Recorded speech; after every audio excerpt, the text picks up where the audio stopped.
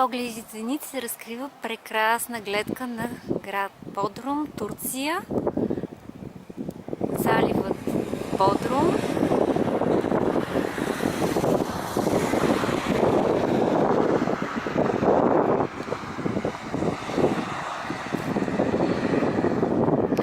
Той е разположен в подножието на хълм с 7 вятърни мелници, построени през 18 век и функционирали до 70-те години на 20 век. Служили са естествено за смилане на зърно. В момента те представляват туристическа атракция. Автобуси, коли с туристи ежедневно посещават тази приятна забележителност на региона.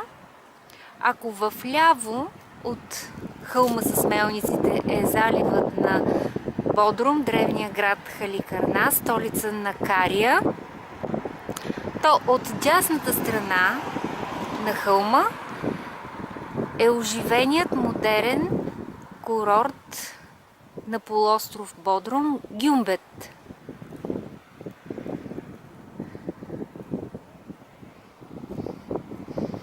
Както Бодрум, така и Гюмбет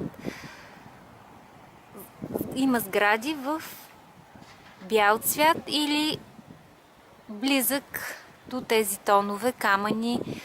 Къщите са декорирани с камъни в естествени тонове, естествени материали. Поради което Бодрум се слави като турското Сен-Тропе, гръцкото Санторини.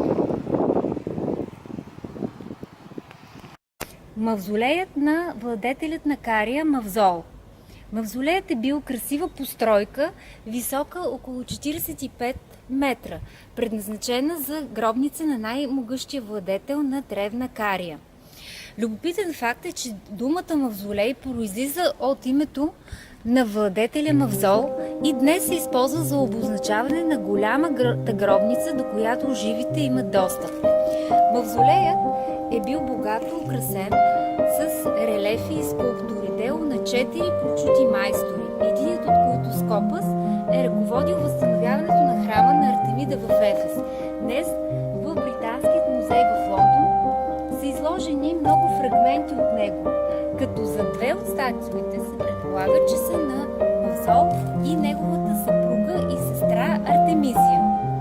Някои турски медии твърдят, че се разработват планове за възстановяване на прочутия мавзолей в Халикарнас в оригиналния му вид. Ако това наистина се случи, реконструкцията на тази забележителност ще възроди интереса към историята на региона и ще привлече още повече туристи.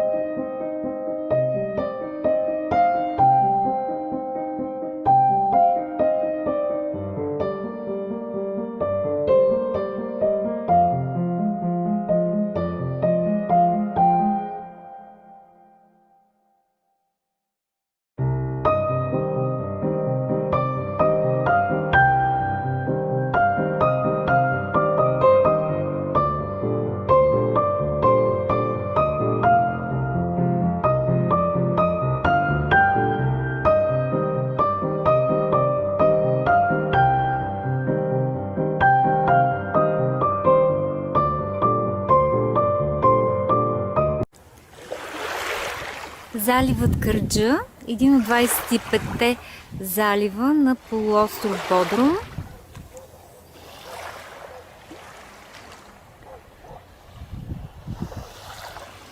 В южната му част е разположен известният плаж на камилите Кемъл Бич.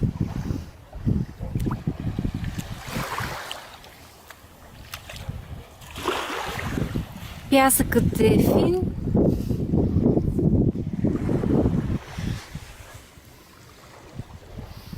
а не едрозърнест, макар че в някои участъци на Кемъл Бич е по-едър, но като цяло е фин, златисто бял пясък. Това е запазената марка, мостикът по средата на Кемъл Бич. В неговия край ежедневно акостират лодки, кораби, пълни с туристи, на които се дава време да разгледат, да плажуват на този хубав плаж, след което отново се качват на лодките и отплуват за следващия залив.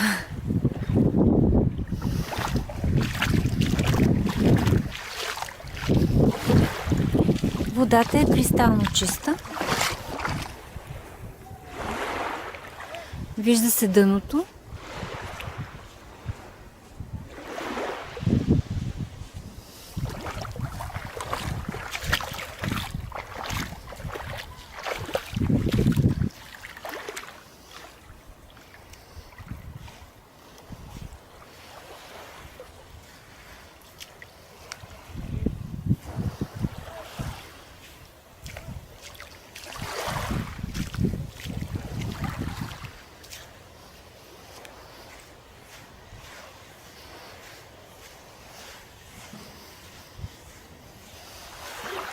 Ето го мостика.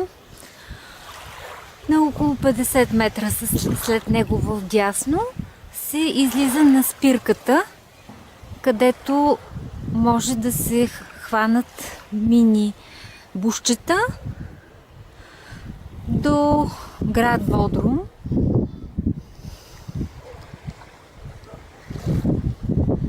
Или други точки на полуострова. Тоест тук има спирка на Долмуш минибус зад тези дървета.